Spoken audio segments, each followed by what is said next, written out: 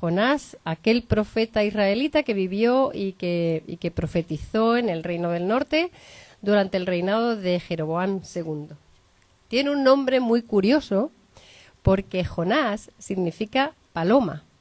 Y la paloma tiene mucho significado, es muy simbólica en la Biblia, ¿no? La paloma puede significar esperanza, paz, incluso el Espíritu Santo viene en forma de paloma, la paloma que regresa al arca de Noé con en su pico la ramita de olivo, esperanza, ¿no?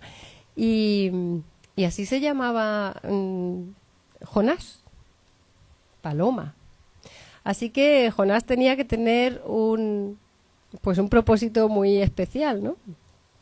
Y de hecho hay una profecía en Isaías 60, 8 a 9 que dice: y que veo volando hacia Israel como las nubes, como las palomas hacia su nido. Son barcos de los confines de la tierra, de países que confían en mí, con los grandes barcos de Tarsis, que Tarsis es el sur de España, a la cabeza. Traen al pueblo de Israel el regreso a su hogar desde muy lejos, transportando su plata y su oro. Honrarán al Señor tu Dios, al Santo de Israel, porque Él te ha llenado de esplendor. Pues esta profecía, que es muy curiosa porque habla precisamente de palomas y de Tarsis, va a venir luego a colación y lo vamos a ver. Porque aquí Jonás, todos sabemos que tenía una misión, pero que salió huyendo de lo que el Señor le había dicho que tenía que hacer. Y salió huyendo pues porque le dio un poquito de miedo. Dice la palabra, el Señor le dio el siguiente mensaje a Jonás, hijo de Amitai. Levántate y ve a la gran ciudad de Nínive. Nínive era una ciudad conocida, muy grande. Se llevaba para recorrerla 3 días. Una ciudad grande, una ciudad con un palacio impresionante. Era una pasada de ciudad. Pero claro, ¿qué pasaba? Que sus habitantes tenían una fama horrible de crueldad, de ser pues personas que hacían mucho daño, ¿no? Y claro, dice, y ve a la ciudad de Nínive para decirles a los ninivitas: pronuncia mi juicio contra ella, porque he visto lo perversa que es su gente. Y dice Jonás: pues va a ir Rita la cantadora, porque yo no voy a ir. Y entonces lo que hace Jonás es que se levanta y se fue en dirección contraria para huir del Señor, como si se pudiera huir del Señor. Y entonces dice, descendió al puerto de Jope, que es Tel Aviv, lo que es ahora Tel Aviv, donde encontró un barco que partía para Tarsis. Aquí aparece Tarsis. Pagó su pasaje, subió a bordo y se embarcó rumbo a Tarsis con la esperanza de escapar del Señor. Como si el Señor no estuviera en Tarsis.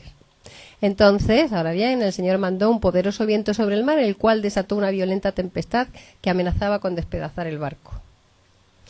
Temiendo por sus vidas, los desesperados marineros pedían ayuda a sus dioses y lanzaban la carga por la borda para aligerar el barco. Todo esto sucedía mientras Jonás dormía profundamente en la bodega del barco. Vaya con Jonás. O sea, Jonás, qué tipo tan peculiar. Se está desatando una tormenta bárbara, los marineros tirando cosas por la borda, y él dormido ahí en la bodega del barco. Quizá pensaba más todavía, si me escondo aquí en la bodega y además cierro los ojos y no quiero saber nada de lo que pasa por ahí, es como el avestruz, ¿no? Yo meto la cabeza debajo de la tierra y no me ve nadie, ¿no? Ay, que no ves eres tú, ¿no?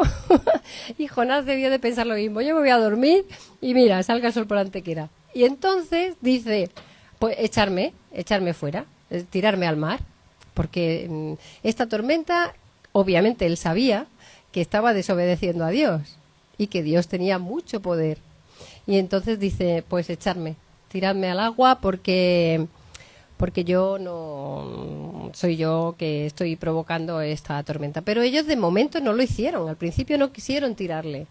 ¿Qué pasa con la profecía de Isaías que traía tanto a colación lo de las palomas y Tarsis? Pues él lo hace todo al revés. En vez de ir las palomas que afluyen hacia Jerusalén, hacia los palomares de Jerusalén, Jonás, la paloma, va en dirección contraria y hace todo lo contrario de lo que en principio esa profecía estaba diciendo. Claro que luego las cosas son distintas, ¿no? Y dice que huye de Dios. Es verdad que no se puede huir de Dios, pero Adán y Eva, cuando se encontraron desnudos, pues también se escondieron de Dios, huyeron de Dios. Y en alguna ocasión nos puede pasar a nosotros también, ¿no? Que digamos, bueno, igual si me voy un poco para allá, Dios no se va a dar cuenta. Pero dice la palabra dice en Jeremías, ¿puede alguien esconderse de mí en algún lugar secreto? ¿Acaso no estoy en todas partes, en los cielos y en la tierra? Dice el Señor. Y en los Salmos también, jamás podría escaparme de tu espíritu, jamás podría huir de tu presencia. Y Proverbios, los ojos del Señor están en todo lugar vigilando tanto a los malos como a los buenos. Así que por muchas partes en la palabra de Dios, Dios nos advierta que no podemos escaparnos de Él. Porque Él está en todos los sitios, Él es omnipresente. Entonces, es muy curioso porque los marineros acabaron tirando a Jonás y la tempestad se calmó. Y se dieron cuenta de que ahí había un poder muy grande. Entonces dicen, los marineros se quedan asombrados por el gran poder del Señor. Le ofrecen un sacrificio y prometen servirle. O sea, que Jonás, haciendo el vaina, haciendo el bobo, desobedeciendo a Dios, hace que los marineros se conviertan, que los marineros se olviden de sus dioses. Obviamente no es Jonás, es el Espíritu de Dios, es Dios el que hace que ellos vean ese poder. Pero no son tan ciegos, no son tan cegatos como para no darse cuenta de que ese Dios tiene mucho más poder que sus propios dioses. Y deciden, después de haberle pedido a Jonás que clamara a su Dios, después de ellos son los que deciden rendirse a Dios. Y vale, y entonces, pues eso, tiran a Jonás. ¿Y qué hace Dios? Pues en vez de dejarlo ahí que se ahogue, va y manda un pez muy grande y se lo traga. Y bueno, yo me imagino lo que tenía que ser estar dentro de un pez. Eso tiene que ser... tiene que ser asquerosito, ¿no? Y entonces Jonás ya se ve ahí y hay algo muy significativo porque Jonás está dentro de la dicen la ballena, no sabemos, un pez grande, no sabemos si era, qué sería, ¿no? Lo suficientemente grande como para tragarse a la persona.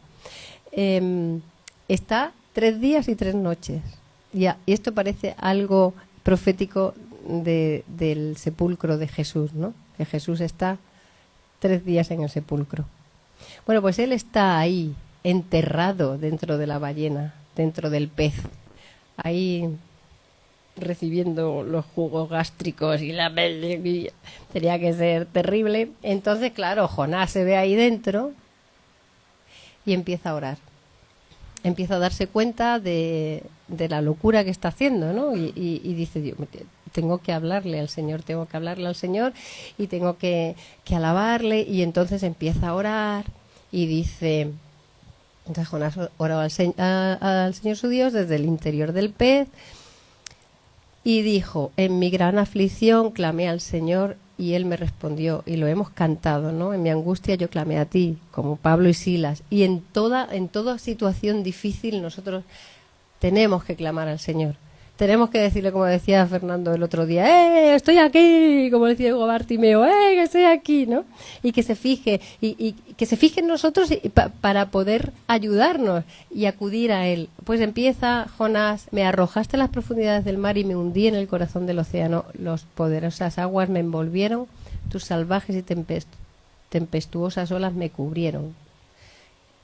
Jonás empieza a tomar conciencia del poder de Dios, de que su vida está en las manos de Dios y de que empieza a ser un poco tonto todo aquello que está haciendo y empieza como a arrepentirse. En principio parece que se está arrepintiendo, ¿no? Porque dice el verso 9, pero yo te ofreceré sacrificios con cantos de alabanza y cumpliré todas mis promesas, pues mi salvación viene solo del Señor.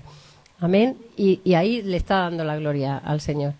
Pero el Señor, pues claro, ya lo ve así tan desesperado al pobre Jonás, que dice, venga, va, que salga ya de una vez. Y va el pez, se va a la orilla del mar y lo vomita. Anda, que si era poco estar dentro de... Entonces sales con el vómito del pez, ¿no ves? Menos mal que estaba al lado del agua, se pegaría un baño, ¿no? Porque vamos, a ver así como iba a ir a Nínive, ¿no? Pero claro, ocurren cosas muy curiosas. Porque, para empezar, los ninivitas, por lo visto, uno de sus grandes dioses era un pez. Y ahora ven a un pez vomitando a un hombre. Y empieza a crear un impacto entre la gente que otra vez Jonás, sin hacer nada, empieza a impactar. ¿Por qué? Porque él porta a Dios. Y es Dios el que empieza a transformar a la gente. Luego la gente empieza a convertirse. Solo por el hecho de ver que un hombre ha salido de un pez, cuando el pez es su Dios, ¿no? Y es curioso porque dice entonces la gente de Nínive creyó en el mensaje de Dios y desde el más importante hasta el menos importante declararon ayuno y se vistieron de tela áspera en señal de remordimiento. Y el mensaje de Dios no era un mensaje de ¡ay, cuántos quiero, qué majos sois! No. El mensaje de Dios que le había dado a Jonás era: dile a los ninivitas que tienen 40 días y se van a morir. O sea, voy a acabar con ellos, porque conozco de su maldad y no me gustan y voy a acabar con ellos. Y allá iba Jonás diciendo, en 40 días esto se va a la porra, en 40 días el fin de Nínive, ¿no? Yo no sé la gente cómo le miraría. Pero vamos, Jonás iba tan chulo, él diciendo que el mensaje de Dios, ya por fin ha aceptado hacerle caso a Dios y dar su mensaje, ¿no? Hasta te das cuenta de que los ninivitas aceptan ese mensaje y empiezan a hacer un sacrificio vivo, empiezan a hacer ayuno, empiezan a vestirse de luto, porque ven que Dios está enfadadísimo con ellos y va a acabar con ellos.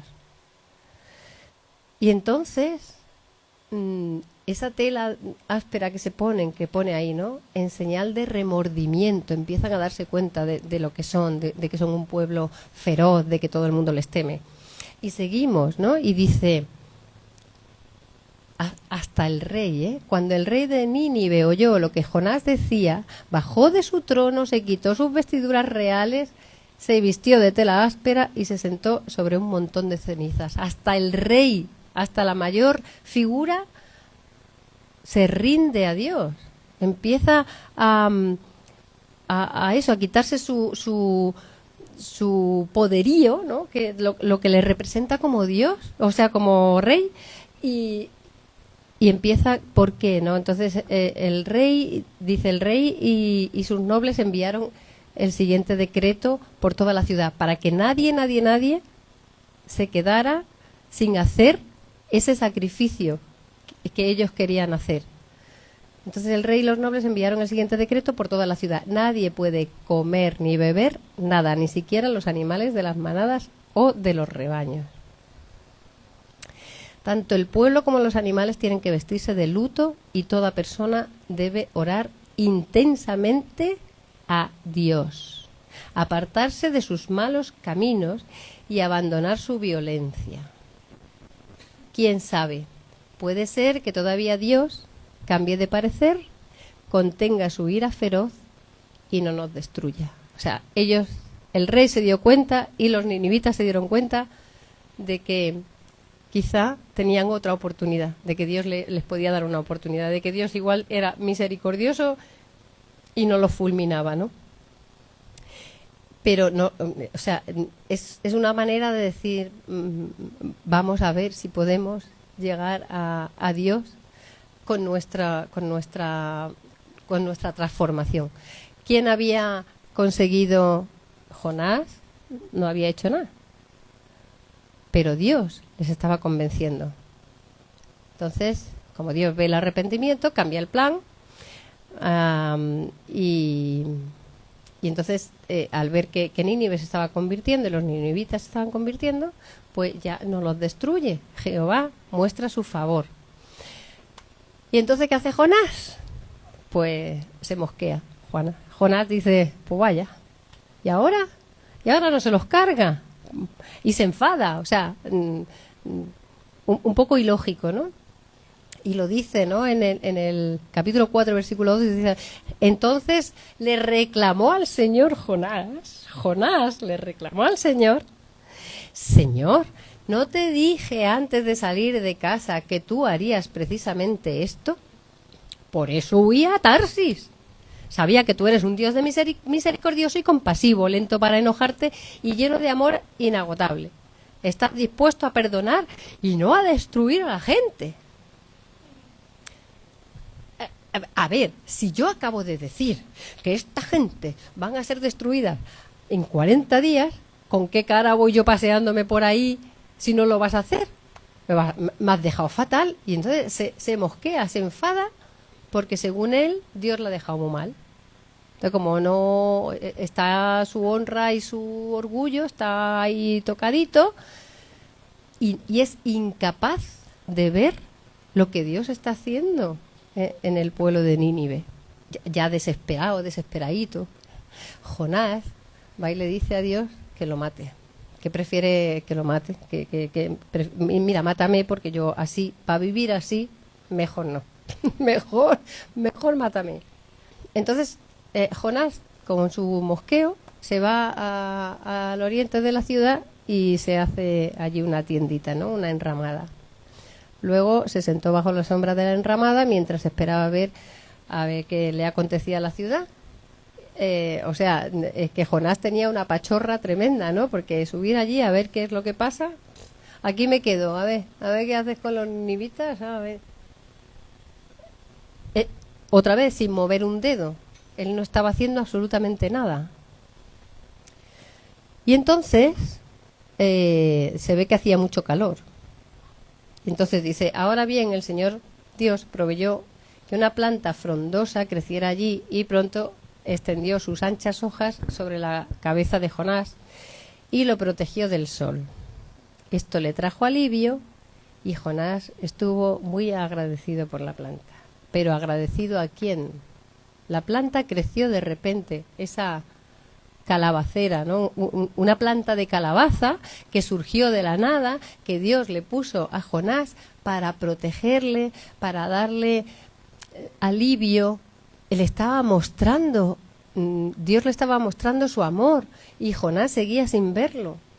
Y Jonás no daba su brazo a torcer y no le agradece a Dios la planta, agradece que la planta haya crecido ahí. Qué bien, ahora se está más fresquito, dice Jonás, ¿no?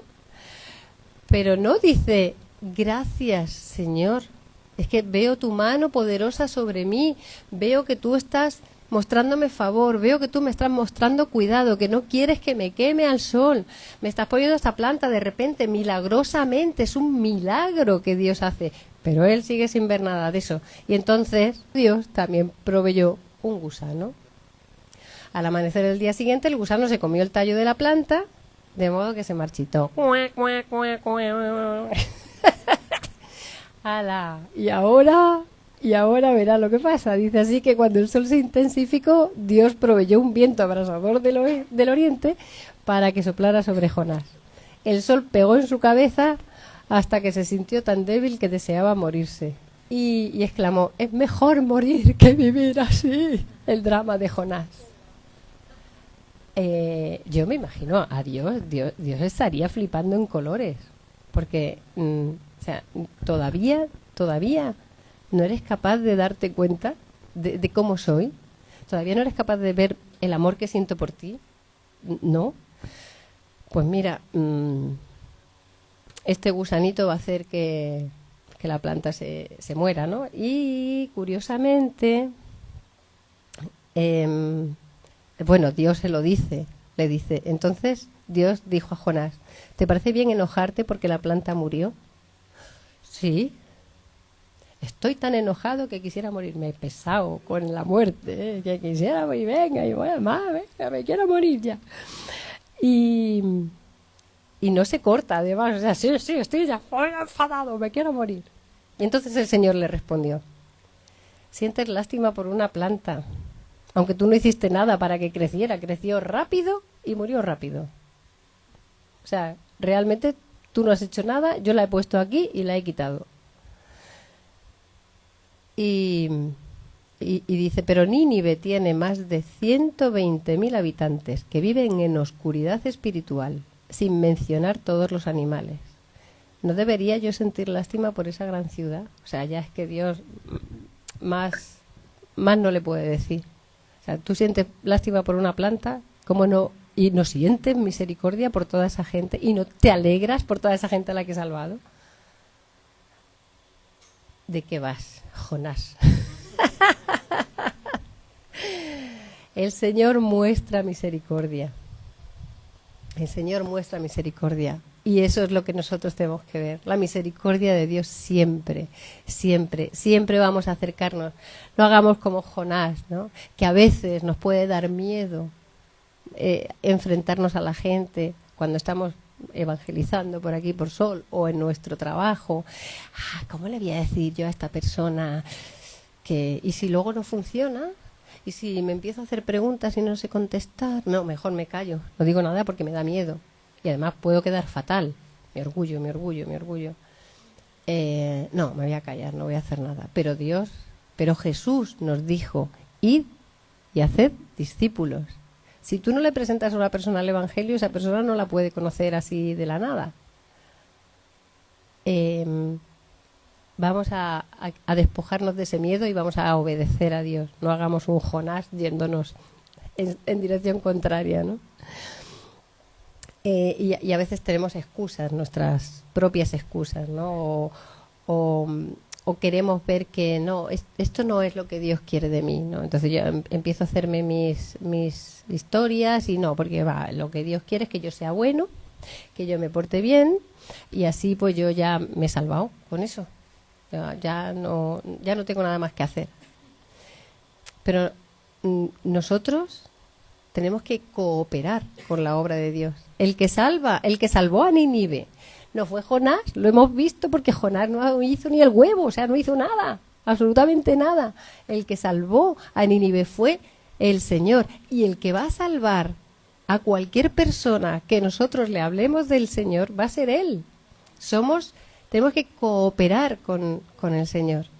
Y así de esa manera tampoco nos pondremos medallitas de decir, mira, yo he evangelizado a no sé cuántos y he traído a la iglesia a no sé cuáles.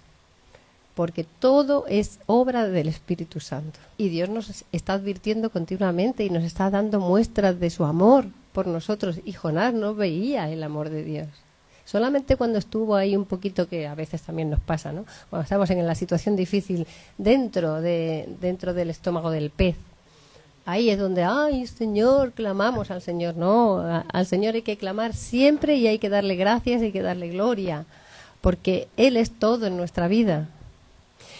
Así que Dios está buscando eso, los mensajeros. Y por eso hemos cantado lo de heme aquí. Así que nosotros queremos ser cooperadores de Dios y no queremos hacer un Jonás, queremos ser obedientes y queremos llevar la palabra a todos aquellos que lo necesitan, que son todos, y queremos dar testimonio de lo que de la magnificencia de Dios y de la grandeza de Dios y del amor y del cuidado y la protección del Espíritu Santo que habita en nosotros, y dar gracias por la salvación de la cruz. Porque aquí se salvaron muchas personas y Jesús dio su vida por salvar a todos, no a unos cuantos. Y aquí eran enemigos, igual que Jesús dio su vida por amigos, por enemigos, por los que lo vendieron, por los que lo siguen vendiendo y por los que lo siguen destruyendo.